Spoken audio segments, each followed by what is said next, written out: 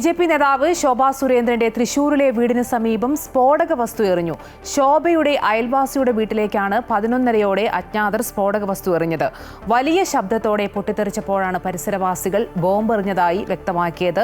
സംശയകരമായ രീതിയിൽ രാത്രി ഒരു കാർ കണ്ടതായി പ്രദേശവാസികൾ പോലീസിന് മൊഴി നൽകിയിട്ടുണ്ട്.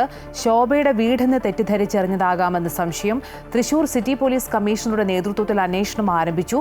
CCTV ദൃശ്യങ്ങൾ കേന്ദ്രീകരിച്ചാണ് പോലീസ് ഇപ്പോൾ പരിശോധന നടത്തുന്നത്. വിവരങ്ങളുമായി ഹരീഷ് നാരായൺ ചേരുന്നുണ്ട്. ഹരീഷ്, ഇന്നലെ രാത്രി ഒരു 10:45 കൂടിയാണ് ഈ സംഭവം.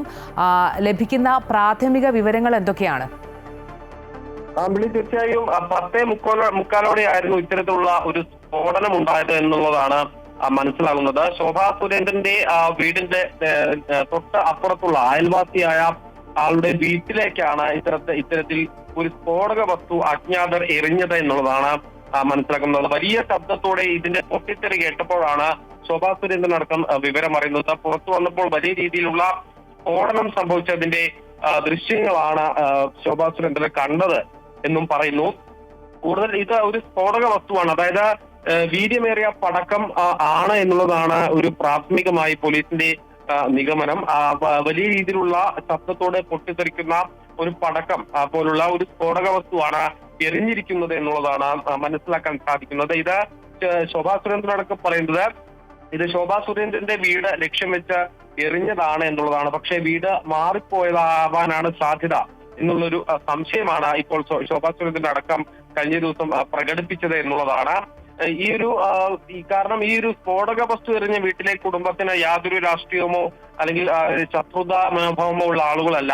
അതുകൊണ്ട് അവർക്കെതിരെയുള്ള ഒരു ആക്രമണം നടക്കേണ്ട കാര്യമില്ല. ഇത് തന്റെ വീടാണെന്ന്, അതായത് ശോഭാ സുരേന്ദ്രന്റെ വീടാണെന്ന് തെറ്റിദ്ധരിച്ച് അയൽവാസിയുടെ വീട്ടിലേക്ക് ഈ ഒരു സ്ഫോടക വസ്തു എറിഞ്ഞതാവാനാണ് സാധ്യത എന്നുള്ളതാണ് ഇപ്പോൾ ശോഭാ സുരേന്ദ്രൻ അടക്കം പറയുന്നത്. ഇതിപ്പോഴും വാഹനങ്ങൾ പോകുന്ന ഒരു റോഡാണ്. മാത്രമല്ല ഇത് ആര് ചെയ്തതാണെങ്കിലും അവരെ പോലീസ് കണ്ടെത്തണം എന്നുള്ളൊരു കാര്യം കൂടി ശോഭാ സുരേന്ദ്രൻ ആവശ്യപ്പെടുന്നു. ഈ BJP ജില്ലാ പ്രസിഡന്റ് അടക്കം കഴിഞ്ഞ ദിവസം പറഞ്ഞത് പ്രദേശവാസികൾ ഇതുമായി ബന്ധപ്പെട്ട ഭയചകിതരാണ്. ഈ സ്ഫോടനം നടന്നതിന്റെ അവശിഷ്ടങ്ങളെല്ലാം തന്നെ കണ്ടെടുത്തിട്ടുണ്ട്. സംഭവം അതീവ ഗൗരവമായി തന്നെയാണ് പാർട്ടിയും അതുപോലെ തന്നെ പ്രവർത്തകരും എല്ലാം ഏറ്റെടുത്തിരിക്കുന്നത് എന്നുള്ള കാര്യം കൂടി പറഞ്ഞു. പോലീസ് CCTV ദൃശ്യങ്ങൾ കേന്ദ്രീകരിച്ചുള്ള പരിശോധന അടക്കം നടത്താനാണ് ഇപ്പോൾ മുന്നോട്ട് പോകുന്നത്.